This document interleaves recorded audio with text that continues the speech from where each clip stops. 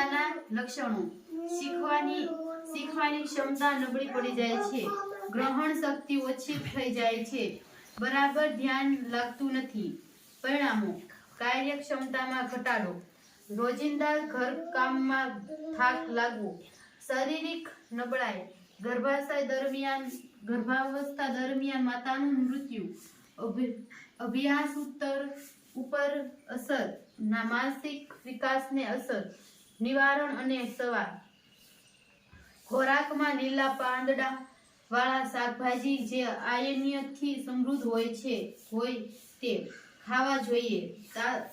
તાંદળીઓ, મેથી, પાલક, મૂળા, પાન, સગલવાના પાન જેવી સ્થાનિક રીતે ઉપલબ્ધ હોય તે તમામ ભાજીનો ખોરાકમાં સમાવેશ કરવો જોઈએ.